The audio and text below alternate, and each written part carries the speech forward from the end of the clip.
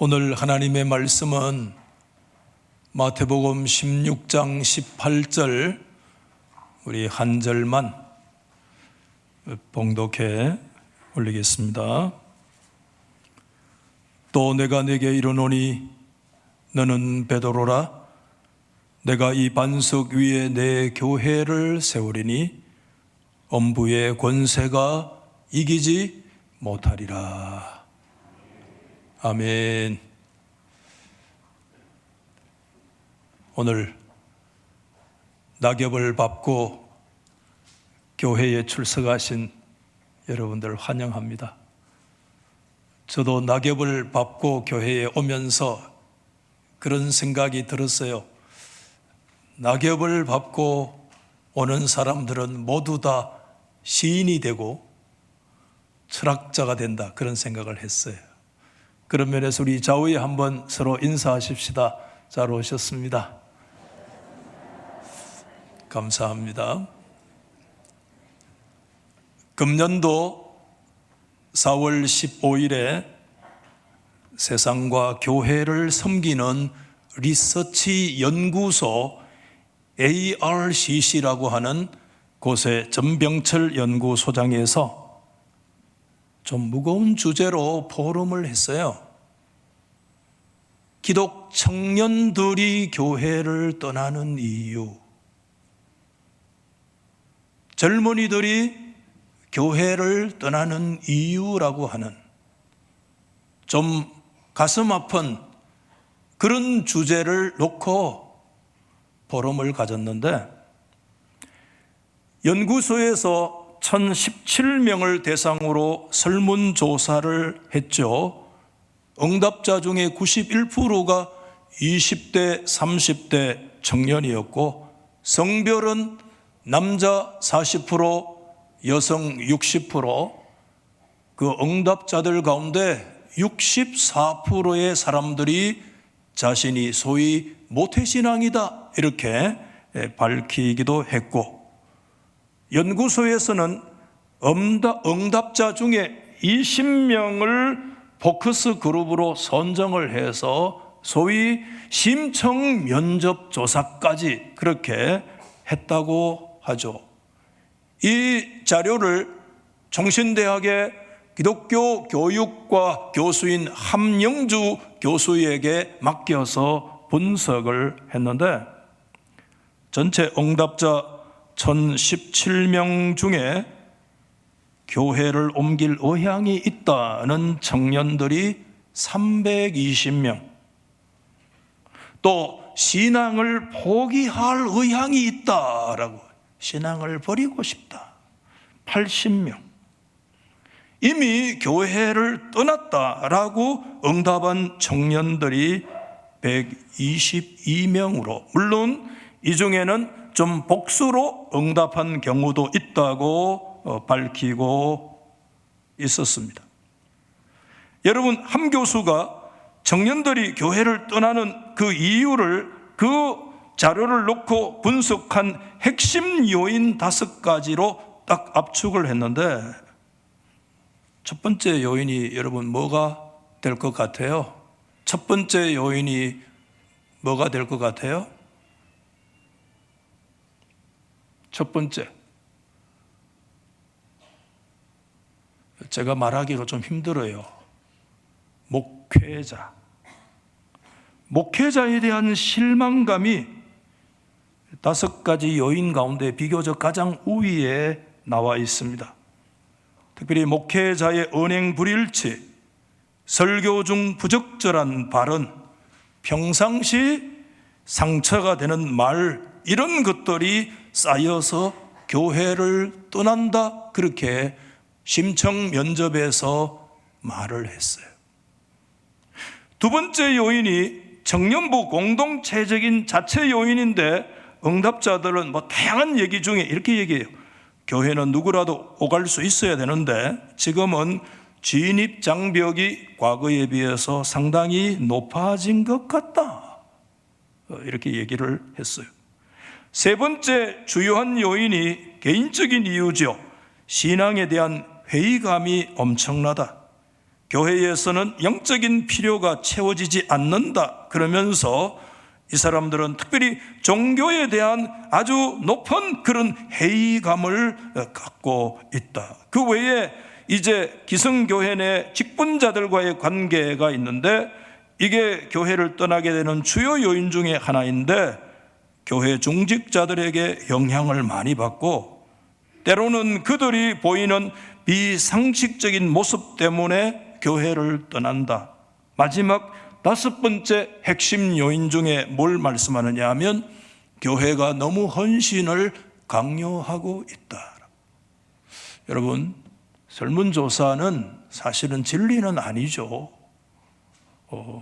요즘 설문조사로 대통령 후보도 뽑는데 그래 뽑으면 안 돼요. 그러나 전체적인 어떤 그 경향성, 트렌드는 볼 수가 있겠죠. 그러면서 여러분, 이 내용들을 가지고 전문가들이 이제 다양한 포럼에서 분석을 했는데, 제가 이 시간에 다 말씀을 드릴 수는 없고, 제 마음에 한 가지 남아있는 게 그 실천신학대학원 대학교의 교수인, 요즘 한국교회의 사회적인 문제들을 많이 얘기하는 조성든 교수의 한마디인데, 이번 설문조사에서 주목할 점은 그럼에도 불구하고 청년들은 여전히 공동체를 갈망하고 있다는 점이다, 이렇게 얘기를 했어요. 조성동 교수는 대한민국 청년은 현재 1인 가구 수준으로 개인주의화되어 있다. 그런데 이들은 공동체를 원한다고 지금 얘기한다.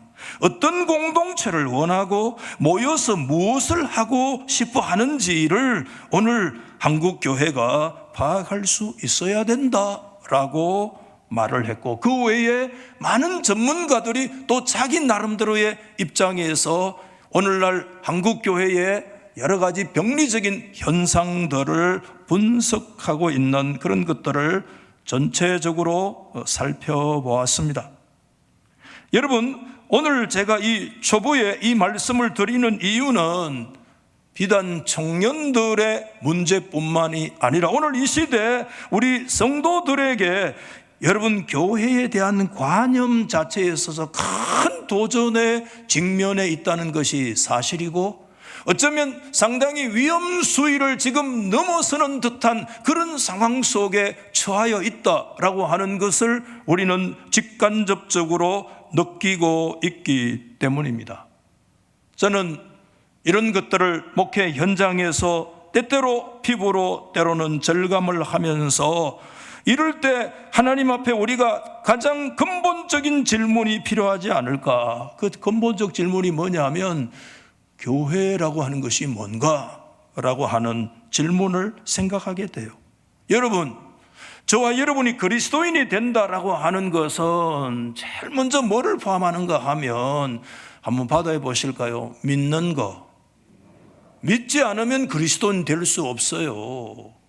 여러분, 로마서 10장 19절 9절 말씀에 분명히 네가 만일 내 입으로 예수를 주로 시인하며 또 하나님께서 그를 죽은 자 가운데서 살리신 것을 네 마음에 뭐죠?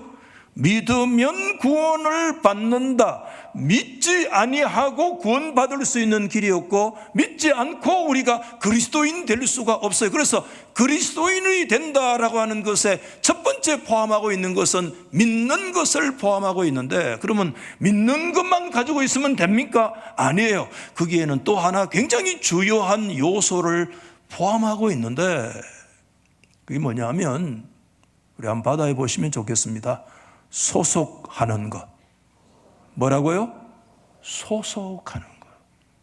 그리스도인이 된다는 것은, 믿는 것은 말할 것도 없고 거기에 꼭 하나 더 포함하고 있는 것이 있는데, 그게 뭐냐? 그리스도인이 된다는 것은 소속하는 것이다. 그때 제가 말씀하는 소속은 교회의 소속을 말하고, 그때 말씀드리는 교회의 소속은 단지 교회의 소속뿐만 아니라 그 교회의 뿌리를 받고, 그 교회가 그의 삶의 가운데 있고, 그 교회에 소위 말해서 신앙의 정착을 하고 있는 그 상황을 제가 말씀을 드리고 있습니다. 그러므로 여러분, 신약 성경에서 교회에 소속되어졌다고 할 때 사실 두 가지 큰 강조점을 우리 가운데 말씀하고 있는데, 우리가 교회에 소속되었다는 것은 예수 그리스도 안에서 누리는 엄청난 영적 특권이 우리 가운데 주어져 있는 거 아무도 부인하지 못하죠. 우리가 교회에 소속되었을 때 누리는 영적 특권이 있죠. 그러나 여러분, 이것은 영적인 특권만 있는 거 아니잖아요. 반드시 권리에는 뭐가 따라오죠?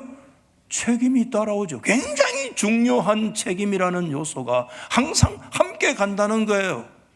꼭 오늘 이것을 다시 한번, 상식적인 얘기지만 이 영적 특권과 영적은 우리가 하나님 앞에 매우 중요한 책임이 항상 동시에 동반되어야 된다는 사실을 우리가 놓치면 안 돼요. 그러면서 저는 이 말씀 준비하면서 우리가 교회에 소속이 되어졌다고 할 때 가장 기초적인, 어쩌면 가장 기본적인, 어쩌면 가장 근본적인 우리에게 주어진 책임이 뭘까를 다시 한번 생각해 봤어요. 여러분, 뭐 같아요? 여러분들이 교회에 소속이 되었다, 공동체에 소속이 되었다고 할 때 여러분에게 주시는 하나님 앞에 가장 중요한, 가장 기초적인 그런 책임이 있다면 그게 뭐 같아요, 여러분? 뭐라고 생각하세요? 좀 생각이 개인적으로 다 갈릴 수 있겠고 여러분의 마음속에 나름대로의 어떤 답을 가지고 있을지 모르겠어요. 그런데 여러분, 저에게 그것을 묻는다면 저는 이 단어를 얘기하고 싶어요. 우리가 교회에 속한다라고 할 때 가장 기초적인 우리의 책임이 뭐냐? 여러분, 제 입에 뭐가 나올까 궁금하죠? 궁금하면 500원. 그건 옛날 버전인데 이미. 한번 받아해 보실까요? 출석. 뭐라고요? 출석하는 거. 가장 기초적인 책임이 뭐냐? 그것은 가장 근본적이고 기본적일 수도 있는데 소속되었다라고 할 때 기초가 뭐냐면 출석하는 거. 이게 굉장히 중요하다고 생각돼요. 왜냐하면 회원들이 출석하지 않는 공동체에는 성립될 수 없고 존재할 수 없기 때문에. 여러분, 제가 최근에 책을 보다가 미국의 뉴저지주의 그 로타리 클럽의 그 회원 규칙에 대해서 제가 자료를 본 적이 있어요, 우연히. 근데 제가 그걸 보고 굉장히 놀랐습니다.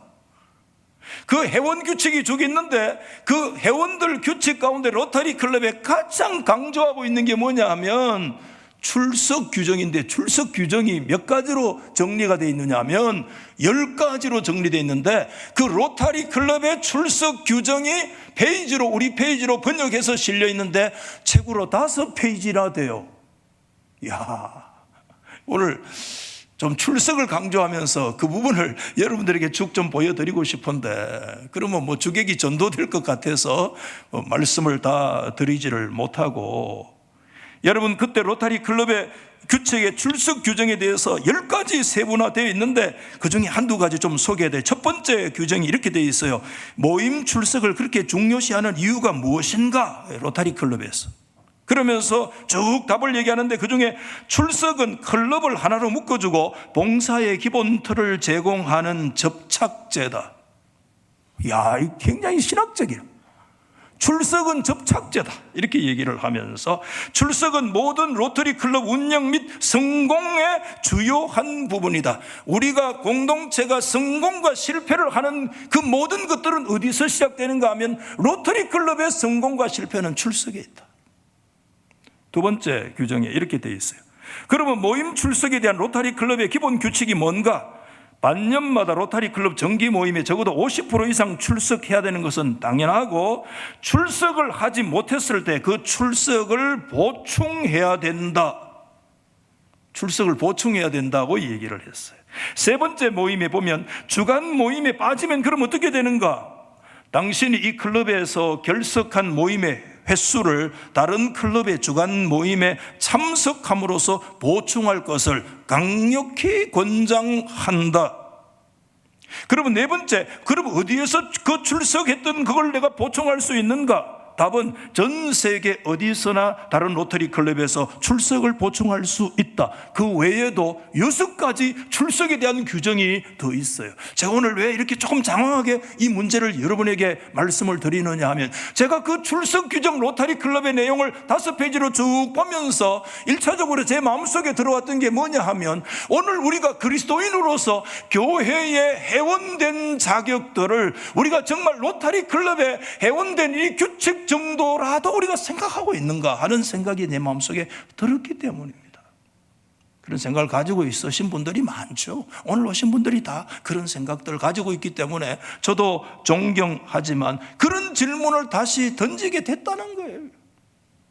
특별히 여러분, 오늘 2년 동안에 이 팬데믹의 상황을 계속 진행되는 그런 가운데 오늘날 여러분 시대적인 질문이 있습니다. 과거의 교회 출석은 우리에게 생명과 우리의 굉장히 근본적인 것으로, 가장 필수적인 것으로 여겨 모든 것들의 우선순위에 있는데, 이게 여러분 자순으로 밀리고 필수가 선택이 되고, 여러분 얼마든지 바쁜 일이 있을 때는 후순위로 밀어낼 수 있는 하나의 옵션이 되어져 있는 이와 같은 상황 속에서 오늘 정말 이 시대에 이 팬데믹의 상황을 지나가는 우리 한국교회 그리스도인들에게 있어서 교회의 그리스도인으로서의 이 회원이라고 하는 가장 기본적인 출석이 로타리 클럽의 회원 규칙 정도라도 우리가 지키고 있는가 하는 이런 질문들이 제 마음속에서 일어났기 때문에 여러분에게 말씀을 드리고 있는 거예요.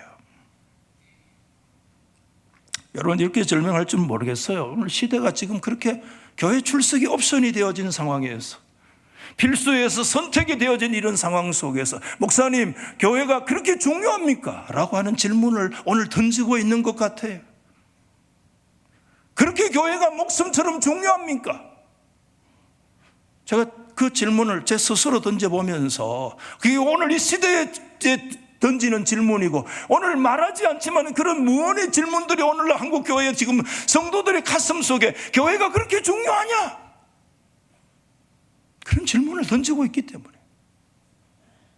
그래서 제가 다시 그 질문을 넣고 사복음서 예수님이 직접 말씀하신 것들이 담겨 있기 때문에 마태, 마가, 누가, 요한복음을 다시 한번 점검을 쭉 해봤는데, 진짜 놀랍게도 사복음서 가운데 그렇게 많은 말씀들 가운데 교회라는 말씀은 딱 2곳밖에 언급이 안 돼 있더라고요. 좀 놀랍잖아요. 그 교회라는 단어도 다 예수님의 입으로 나온 그런 단어가 사복음서 가운데 2번밖에 언급이 안 돼 있어요. 그 첫 번째 구절이 오늘 저와 여러분들이 읽으셨던 마태 16장 18절의 말씀, 내가 내 교회를 세우리니 엄부의 권세가 이기지 못한다라고 하는 베드로에게 주셨던 그 상황의 말씀, 이 교회라는 에클레시아라는 단어를 예수님이 입으로 처음 말씀을 하셨고, 또 한 구절은 마태 18장 15절 말씀에 보면 그 교회 공동체 안에 어떤 형제가 범죄를 했을 때 그 범죄 처리 규정에 대하여 예수님이 말씀을 하시면서, 일단은 서로 형제 간에 서로 상대방끼리 그게 잘 통하지 않으면 두세 정인을 세우고, 그것도 안 되면 교회에 보고하고, 그래서 교회 말도 말하고 교회의 말도 듣지 않거든 이방인과 세리와 같이 여기라, 이게 출교를 해도 된다라고 하는 극단적인 상황을 말씀하고 있는데, 그때 예수님의 입에서 에클레시아, 교회라는 단어를 말씀을 하셨다는 거예요. 그렇기 때문에 정말 이 신약 성경에서 특별히 복음서 안에 교회라는 에클레시아가 그렇게 중요하다면 그게 2번밖에 언급이 안 돼 있는데, 그렇다면 교회가 뭐 그렇게 중요하지 않을 수도 있겠네요. 상황에 따라서 얼마든지 옵션으로 그냥 미룰 수 있는, 후순위로 밀어둘 수도 있는 그런 문제이겠네요. 전혀 그렇지 않다는 거예요. 일반적으로 성경에는 반복적으로 많이 나오는 단어일수록 굉장히 중요한 키워드일 수도 있으나, 교회라는 단어가 신약 성경 복음서 안에 딱 사실상 2번만 언급되어져 있다고 할지라도, 예수님께서 말씀하셨잖아요. 오늘 본문에 내가 내게 이르노니 내가 나의 교회를 세운다. 이것은요, 여러분 예수님의 비전 선언문이에요. 사실상 예수님께서 오늘 이 세상에 오셔서 뭘 하실 것인가에 대한 어쩌면 주님의 사명 선언문인데, I will build my church, 내가 나의 교회를 이 땅에서 세우시겠다. 주님께서 하실 궁극적인 일은 처치 플랜팅, 교회를 세우는 것이다. 그 정도로 교회는 복음서에 2번밖에 언급이 안 되었지만 매우 중요하다는 거예요. 나중에 여러분 후에 사도 바울은 교회에 대해서 굉장히 놀라운 주장들을 펼치고 있는데, 여러분 특별히 에베소서 1장 여러분 22절 말씀에 또 만물을 그의 발 아래 복종하게 하시고 만물을 그 위에, 그를 만물 위에 교회의 머리로 삼으셨느니라. 여러분 주님의 주시는 말씀을 우리는 기억하고 있잖아요. 굉장히 중요하다는 사실을 말씀하고 있죠. 그 에베소서 끝에 바울은 남편이 아내를 어떤 식으로 사랑하여지는지 설명을 하면서 에베소 5장 25절 말씀에 여러분 그리스도께서 교회를 사랑하시고, 저를 한번 보십시오. 눈을 뜸들어 여시고 한번 받아하십시다. 그리스도께서는, 다 입을 한번 열어보세요. 그리스도께서는 교회를 사랑하셨습니다. 다시 말씀드릴게요. 예수님은 교회를 사랑하셨습니다. 여러분 이걸 믿습니까? 어느 정도로 사랑하셨습니까? 그 교회를 위해서 자신을 모함같이 주셨다는 말씀이 뭡니까? 기꺼이 교회를 위해서 주님께서 죽으셨다는 말씀입니다. 여러분 오늘 이 말씀은 예수님께서 교회를 사랑하셨는데 예수님의 교회의 사랑은 공연불의 사랑, 언변으로의 사랑으로 끝난 것이 아니라 기꺼이 그 교회를 사랑하신다는 것은 자신을 온전히 죽음에까지 내어주실 정도로 주님은 교회를 사랑하셨다는 겁니다. 믿으시면 아멘.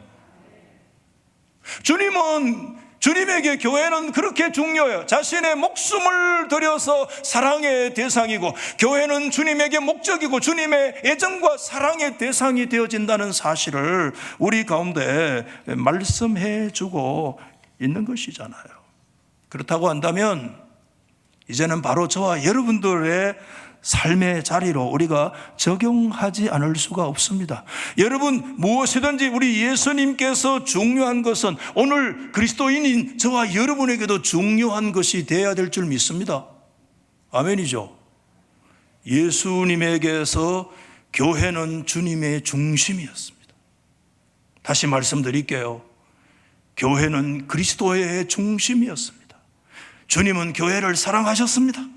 그 교회를 위해서 자신의 물과 피를 쏟아 죽음의 자리로 그 모든 것을 내어주실 정도로 주님은 그 교회를 사랑하셨습니다. 이것은 주님의 중심은 교회에 있습니다. 믿으시면 아멘. 오늘 여러분 그렇기 때문에 저는 오늘 이런 말씀을 드리고 싶습니다. 오늘 주님의 중심이 교회라고 한다면 오늘 주님의 제자, 주님을 따라가는, 주님으로 인해서 그리스도인 된 저와 여러분들의 중심은 뭐가 되어야 되느냐? 오늘 그리스도인의 중심은 교회. 아멘. 이런 소리가 지금 제기에 들려와요. 아이고 목사님은 경제를 합니까? 직장생활을 해보셨습니까? 목사님께서 치열하게 월요일부터 토요일까지 정말 간도 썰개도 다 빼주고 그렇게 정말 치열하게 살아왔던 그런 삶의 현장을 목사님이 아십니까? 치열한 삶의 그 경제, 그 현장을 목사님이 그런 얘기를 하면 목사도 기가 죽어요. 왜냐하면 잘 몰라요. 솔직히 말해서 잘 몰라요.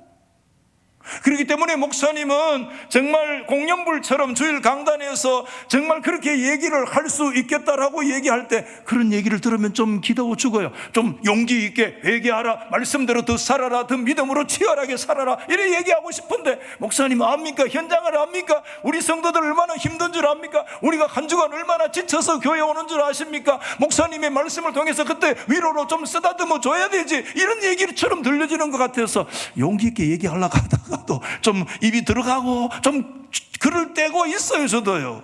저를 솔직히 말씀드리면 잘 모릅니다. 모르면 여러분 무식하고 용감하잖아요. 그렇지만 오늘 여러분 부족한 목사지만 은행이 불일치가 때로는 많은 그런 목사이지만 이 시간에 하나님의 말씀, 예수 그리스도의 말씀을 붙들고 오늘 이 시간에 믿음으로 우리 성도들 앞에 선포합니다. 예수 그리스도의 중심이 교회였다면, 주님은 교회를 사랑하시고 자신의 모든 것을 내어주시기까지 교회를 사랑하셨다면, 오늘 저와 여러분들의 중심도 교회가 되어야 된다고 저는 확신합니다. 3분의 1이 아멘 안 했어요. 왜? 목사님 삶이 그렇지 않아요.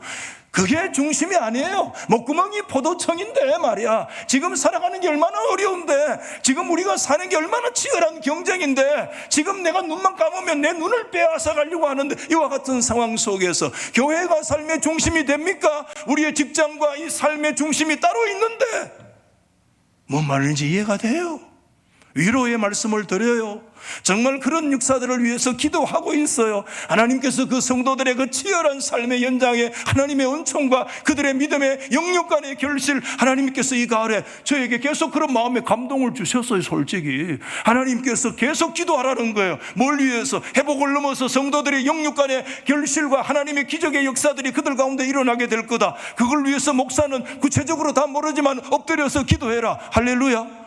저는 기도하고 있어요. 하나님, 구체적으로 모르지만 성도들의 삶에, 야, 이거 하나님의 역사다, 하나님의 기적이다, 하나님의 결실의 역사가 일어나기를 원하는 그런 간절한 기도가 제 속에 있는 거 사실이지만, 여러분, 제가 잘 현장은 모르지만 그럼에도 여러분, 오늘 이 시간에 믿음으로 말씀을 드리고 싶어요. 그리스도의 중심이 교회셨다면 오늘 저와 여러분들의 중심은 뭐가 되어야 될 것인가? 교회가 되어야 될 줄 믿으시면 하면 아멘. 그럼요.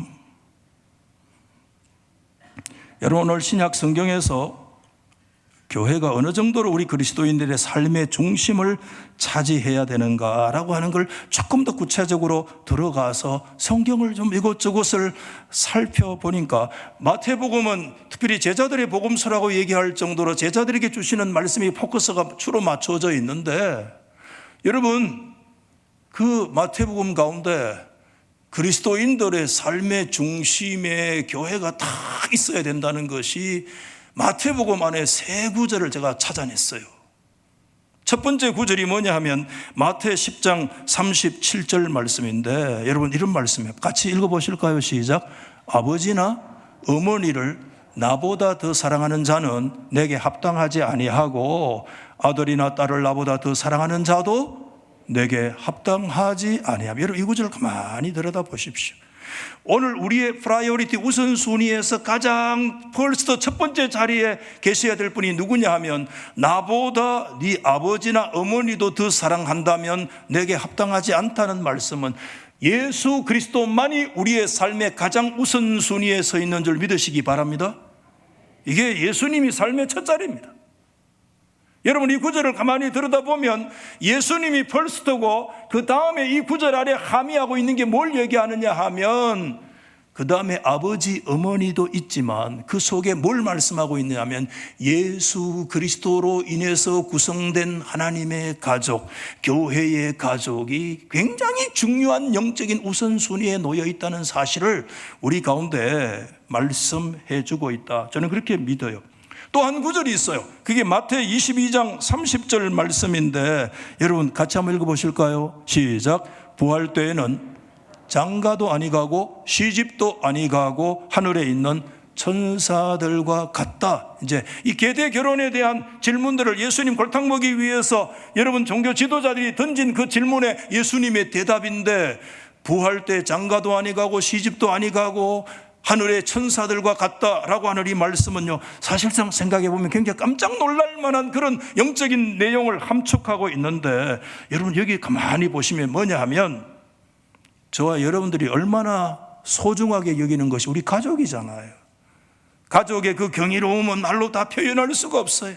그 가족 공동체에서 우리에게 주시는 그 축복과 그 하나님의 축복의 통로가 되어진다는 사실을 얼마나 소중해요. 가족을 위해서 사실은 우리의 목숨도 바칠 수 있는 그 관계가 가족 관계가 아니에요. 굉장히 중요한 가족 관계인데, 그런데 여러분 이 구절을 가만히 들여다보면 뭘 말씀하고 있는가 하면, 그 가족 관계는요, 영원하지 않다는 거예요.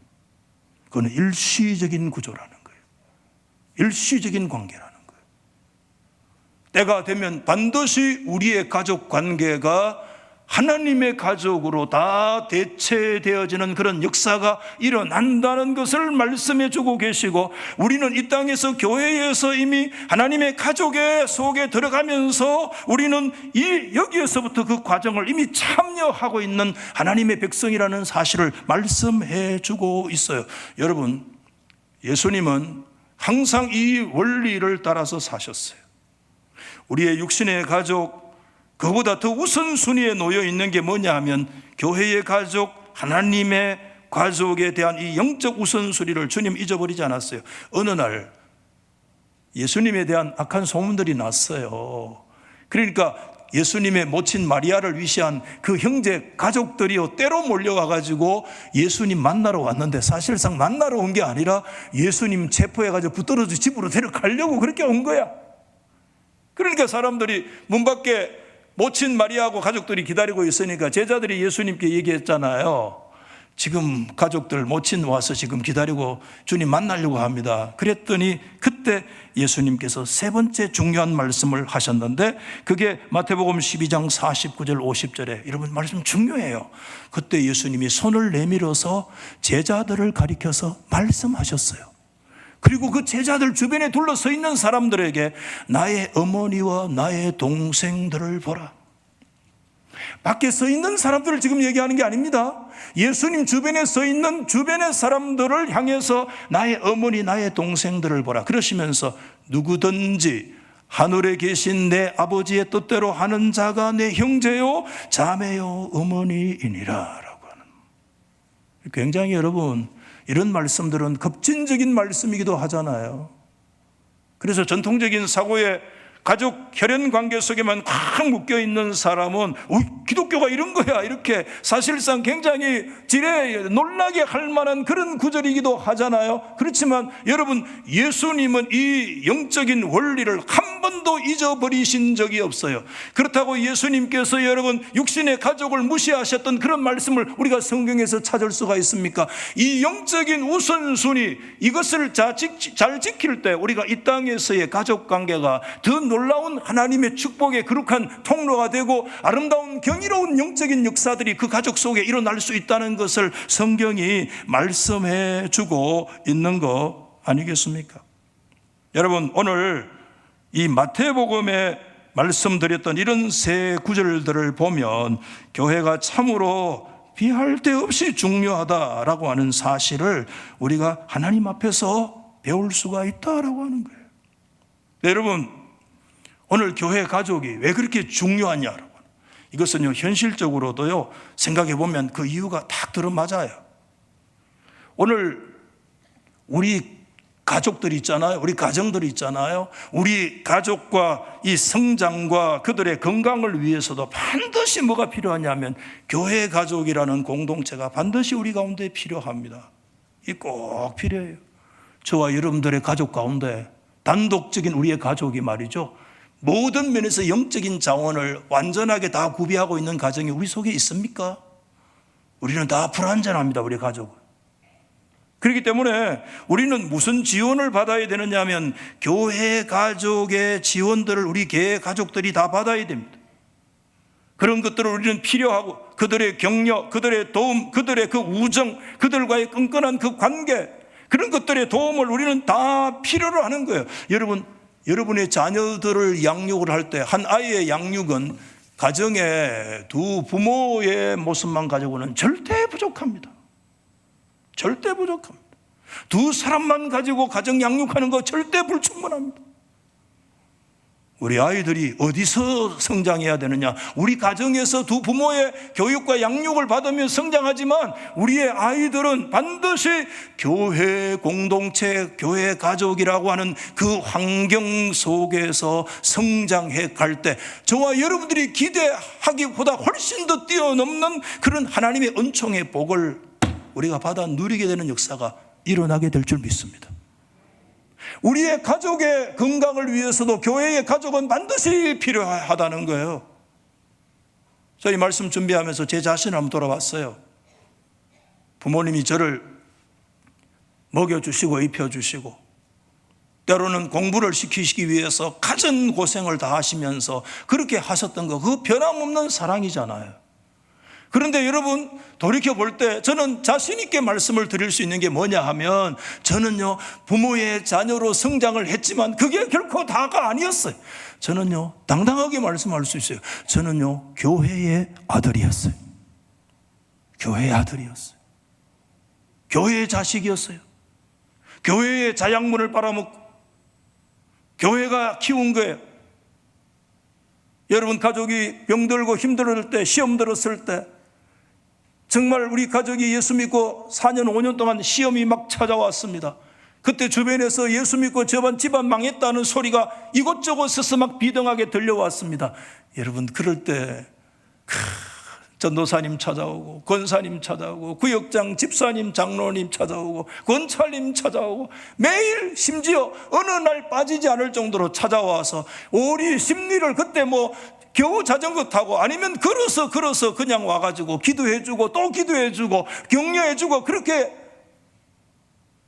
여러분 정말 주일학교의 그 선생님들의 그 사랑, 그 따뜻한 격려, 그들의 그 가르침과 그들의 그 눈물을 우리가 외면할 수 있습니까, 여러분? 그거 외면할 수가 없어요. 그거 잊을 수 있습니까? 돌이켜보면요, 참 부모님은 먹여주고 입혀주고 그렇게 했던 가장 기본적인 거 우리 가운데 제공을 했지만, 사실상 신학과 사상과 신앙과 정신과 모든 것들을, 그 스피릿을 우리 가운데 불어넣었던 궁극적인 근거가 어디냐면 그 교회라고 하는 교회 가족이었어요. 할렐루야. 그 가족이, 큰 가족이 있었어요. 그 가족의 울타리 속에서 성장하고 자라고 위로와 격려를 받고 말이에요. 주일학교 때부터 교회에 성장하신 분 계십니까? 여러분, 가족의 부모님 밑에서 성장하실 것뿐만 아니라 여러분은 교회의 가족 안에서 성장한 교회의 아들이요 교회의 딸인 줄 믿으시면 아멘. 이 아멘 하시는 분들은 다 주일학교 출신이죠. 주일학교 출신뿐만 뿐입니까? 우리가 그 이후에 여러분, 우리가 정말 남편과 아내와의 이 관계가 굉장히 중요하지만, 여러분 그 관계가 항상 여러분 아름답게 작동하고 기능하고 있는 것은 아니에요. 힘들고 어려울 때 많아요. 관계가 위험하고 위태로울 때 많아요. 그때 여러분 교회 가족이라고 하는 이 새로운 영적인 하나님이 만들어주신 이 영적 울타리가 우리를 지지해주고 우리를 붙들어주고 우리를 건강하게 다시 세워주고 용기와 소망을 주고 다시 위로와 격려의 손을 붙들어서 넘어진 사람들을 일어나게 하시는 게, 이게 뭐냐? 이거 교회 가족이라는 거예요. 우리는 교회의 자식이고 교회의 아들이고 교회의 딸이고, 저는 한때 교회 오빠였어요. 좀 그때 인기가 좀 있었어요. 저도 9시 예배 때는 인기 별로 없었다 했는데 밑에 내려가서 가만히 생각해, 그래도 인기가 좀 있었어 한때는. 교회의 오빠, 요즘 말로 얘기하면. 주일학교 선생님 꽤 오래전에, 여러분 저 밤에 우리 모교회에 어르신들 노인 찬양대가 와가지고 여기서 찬양한 적이 있어요. 꽤 오래됐어요. 그때 강단에 서서 많이 울었습니다. 거기에 가르쳐준 분들, 그분들 가운데 전부 다 그중에 80%가 저를 가르친 은사들이 그곳에 와서 찬양대로 찬양을 하는데, 그 지휘하셨던 분이 저를 가장 사랑하신 성장로님, 얼마나 사랑하신지 몰라요. 여러분, 한 해 농사를 짓고 나면 상주 꽃감을 들고 찾아와요. 그래가지고 꽃감을 저에게 주고, 박 목사님 잘하고 있느냐, 교회의 100년 가까운 역사 속에 네가 우리의 자랑이다. 내가 엎드리면 아침마다 너를 위해서 기도하고 있다. 근데 그 장로님이 갑자기 급한 사고로 갑자기 돌아가셨어. 여러분, 전국에서 제자들이 몰려왔어요. 눈물을 얼마나 흘렸는지 몰라요.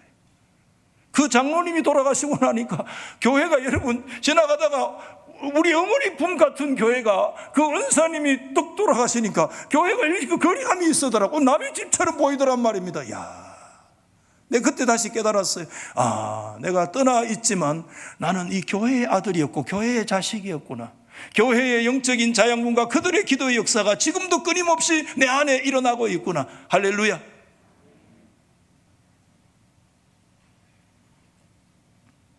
오늘 여러분 말씀을 좀 정리를 하면서 우리가 다시 근원적인 질문으로 돌아가야 되는 것이 뭐냐 하면, 교회라고 하는 것이 뭔가라는 거. 오늘날 이 팬데믹의 이 말미에 서서 여러분 한국교회, 우리 달서교회 성도들이 다시 질문을 던지세요. 교회라는 것이 뭔가? 여러분, 신약학자 폴 마이너의 글을 읽어봤는데, 그가 신약 성경에서 신약 안에 교회라는 복음서 안에 두 분밖에 없는데, 물론 바울서 신에 여러 번 나오죠. 그 신약 안에 교회의 은유 비유를 끄집어내는데 폴 마이너는요 100가지를 끄집어낸 거예요. 어마어마한 게 교회의 이미지가 100가지가 넘는데요, 신약 성경에.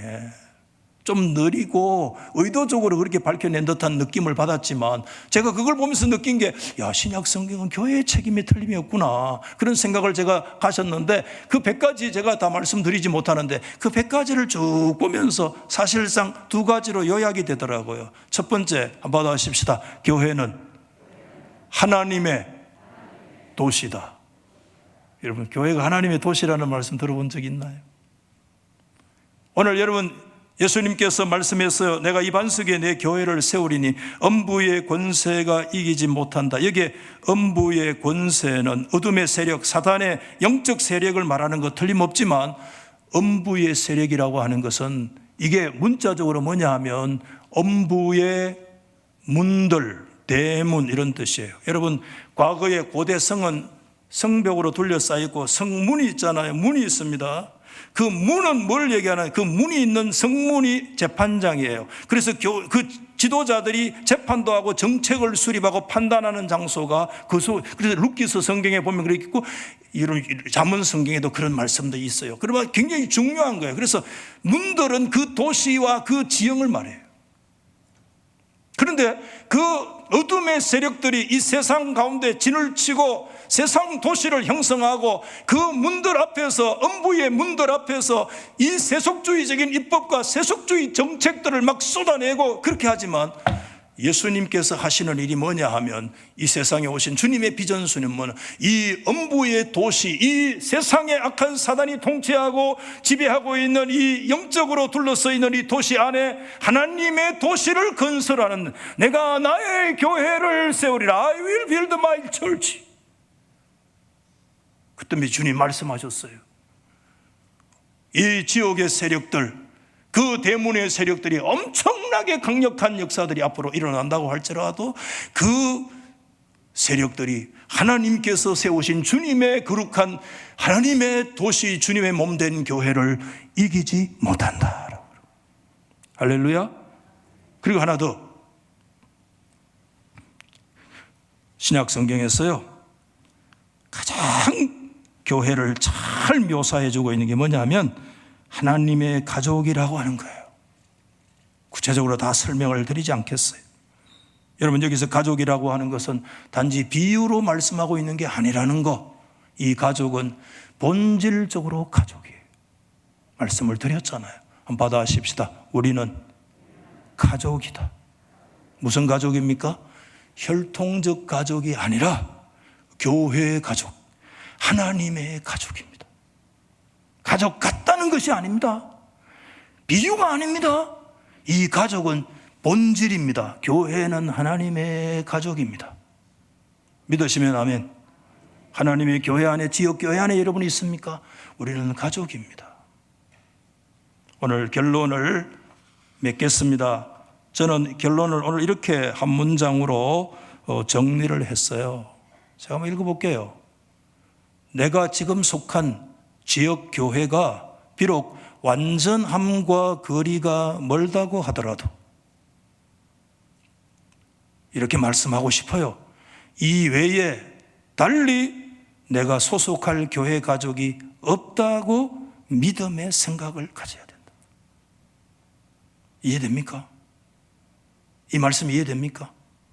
여러분, 오늘 이 땅의 교회는, 완전한 교회는 존재하지 않습니다. 알곡과 가라지가 섞여 있습니다. 오늘날 목회자의 불성실 때문에 오늘날 많은 사람들이 상처를 받는 게 지역교회입니다. 그의 은행의 불일치, 설교할 때 때때로는 부적절한 모습들이 우리 속에 있습니다. 때로는 삶의 현장에서 상처 줄 때도 있죠. 그러나 여러분, 저는 목회자로서 책임을 통감하지만은 그게 본질이 아닙니다. 우리 청년들 여러분, 성도 여러분, 본질이 아닙니다. 본질의 목숨 거십시오. 여러분 벌써 지웠네. 내가 지금 속한 지역교회가 비록 완전함과는 거리가 멀더라도 여러분 이 외에 달리 소속될 교회 가족이 없다. 목사님 뭔 말씀 그래 얘기합니까? 돌아서면 더 좋은 교회 서들어간다. 사요나라 이 말고는 없습니까? 더 탁월한 목사, 더 탁월한 설교, 더 탁월한 시스템이 그렇게 많은데 그럼에도 불구하고 하나님께서 저와 여러분들을 이 지역교회, 이 달수교회에 저와 여러분들을 분가시켜서 이 교회의 멤버로 회원으로 세워주신 줄 믿으시기를 바랍니다. 그럴 때 하나님 앞에 우리는 어떤 생각을 가져야 되는가 하면 내가 이 땅에서 속할 수 있는 다른 교회는 없다. 바로 여기 나오네요. 한번 같이 읽어보십시다. 시작. 지금 내가 속하고 싶은 다른 교회는 이 세상에 있다 없다? 없다. 지금 내가 속한 교회가 완전함과 비록 거리가 멀더라도 우리 믿음의 선진들은 그때 이렇게 얘기했어요. 신학적으로 세련되게 말하지 못했지만 한번 받아해 보십시다. 어디? 사람 보고 믿나? 누구 보고 믿지? 하나님 보고 믿지. 그게 진리라요. 사람 보고 믿나? 하나님 보고 믿지. 이게 무슨 뜻입니까? 어디 교회가 완전한 교회가 있나? 여러분 완전한 교회를 찾아서 여러분 피곤한 순례의 길을 떠다니는 사람이 주일날 수십만 명이 됩니다. 여러분 어디에 가셔도 이 세상에 완전한 교회를 발견할 수 없고 예수님도 완전한 교회를 거부하셨습니다. 지역교회는 완전함과 거리가 멉니다. 그러나 우리는 완전함을 추구해 나가는 자들이면 틀림이 없지만 우리 믿음의 선진들은 그때 믿음의 생각을 다 가졌어. 어디 목사 보고 가나? 하나님 보고 가지. 굉장한 믿음이야. 어디 그 사람 보고 가나? 하나님 보고 가지. 그 생각이 뭡니까? 세련된 신앙의 고백이 아니라고 할지라도 그 중심이 믿음입니다. 할렐루야. 하나님 중심입니다. 할렐루야. 교회가 중심입니다. 아멘. 내 감정 중심이 아닙니다. 내 상처가 중심이 아니에요. 내 아픔이 중심이 아니에요. 주님이 피로 값주고 사신 주님의 교회가 내 중심에 딱 서 있는 거야. 그래서 목사 보고 가나? 굉장한 믿음이야. 목사 보고 오지 마세요. 본질 아닙니다. 우리 주님 보십시다. 아멘. 그 신앙의 정신. 하영 목사님이 수들 세고 센 게 천지백갈인데 너 그거 믿음 생각 아니라요.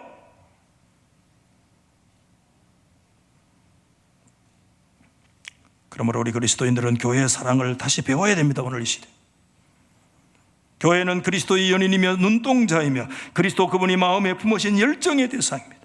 예수 그리스도께서 우리의 구주고 그분이 교회를 사랑하셨고 교회를 위해서 죽으셨기 때문에 우리는 그리스도가 죽기까지 사랑하신 그 교회 안에서 그 교회를 위해서 살 준비가 되어 있어야 됩니다. 여러분 그런 준비가 되어 있으십니까? 그 교회 안에서 살 준비가 되어 있으십니까? 교회가 옵션입니까?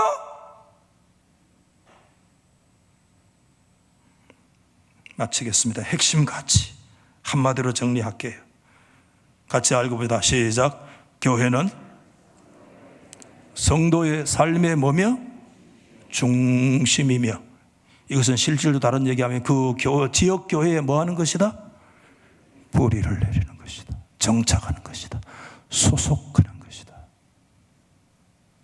오늘 저는 말씀을 그래서 제목을 그렇게 정했어요. 교회 뭐라고요? 삶의 중심. 한 번 더 제가 교회 그러면 삶의 중심. 교회 입으로만 하지 마세요. 한 번 더 하겠습니다. 교회 뭐라고요? 우리 그리스도인들의 삶의 중심. 왜? 주님이 중심을 교회에 두셨습니다. 할렐루야. 그래서 어디 사람 보고 가나? 하나님 보고 가지. 아멘. 이 믿음, 이 신앙 우리의 선조들이, 우리만큼 공부 못했던 선조들이 가졌던 그 확고한 믿음, 어디 교회 사람 보고 가나 하나님 보고 가지, 굉장히 중요한 신앙 고백이에요. 왜? 교회가 나의 삶의 중심이기 때문에. 할렐루야. 돌아서면 교회인데 너 어디서 그래 배웠어요? 내가 주님이 분가해 주신 교회 안에 있으면 내가 갈 수 있는 다른 교회는 없어요. 이 교회 외에는 없어요. 이게 성경이 우리 가운데 가르쳐 주시는 신앙적인 생각입니다. 아멘. 이 거룩한 믿음의 생각을 끝까지 부여잡고 저와 여러분들의 삶의 중심이 주의 몸된 교회가 되는 역사 있기를 예수 이름으로 축원합니다.